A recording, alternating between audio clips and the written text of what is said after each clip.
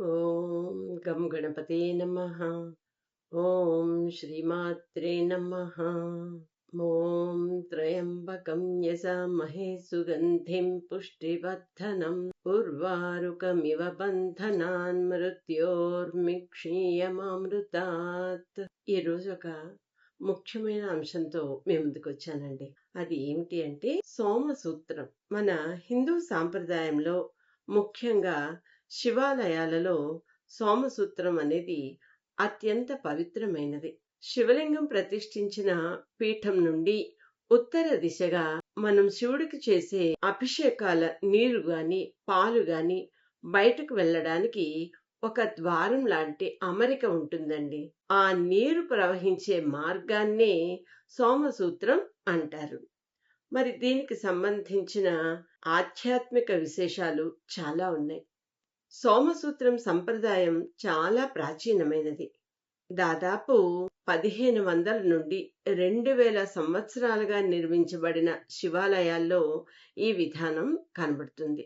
అన్ని శివాలయాల్లో మనకి సోమసూత్రం అనేది కనబడుతుందండి. ఉత్తర దిశకు అధిపతి కుబేరుడు. చంద్రుడు ప్రశాంతతకు అమృతత్వానికి ప్రతీక.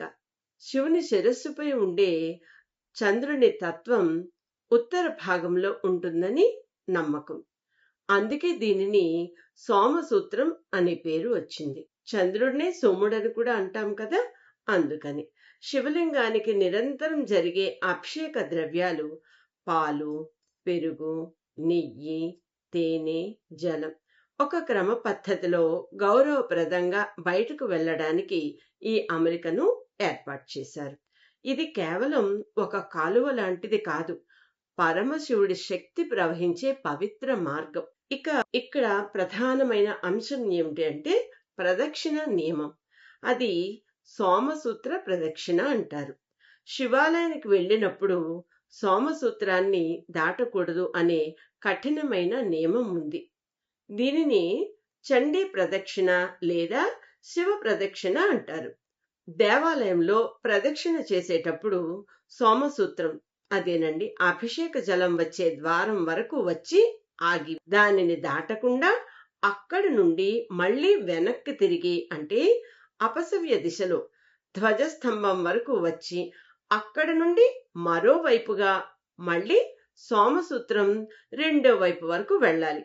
అంటే దీనిని ప్రదక్షిణలో ఇంగ్లీషు ఆల్ఫాబెట్ సి అనేది ఉంది కదా, సి ఆకారంలో సాగుతుందన్నమాట. సోమసూత్రం గుండా ప్రవహించే అభిషేక జలంలో శివుని తపోశక్తి, తీక్షణత ఉంటాయంటారు. మానవ శరీరం ఆ శక్తులను తట్టుకోలేదు.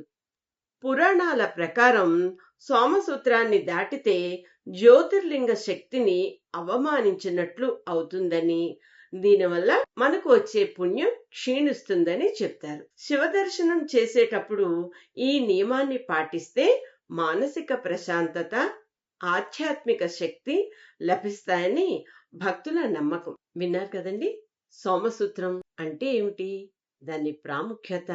అంశం బాగుందా? మీకు తెలిస్తే సరి, తెలియని వాళ్ళ కోసం ఈ అంశం. మరో అంశంలో మీ ముందుంటా. అంతవరకు నమస్తే. అడగకుండా అమ్మైనా పెట్టదంటారు. మరి ఈ కంటెంట్ నచ్చితే లైక్ చేసి సబ్స్క్రైబ్ చేస్తారని ఆశిస్తున్నాను.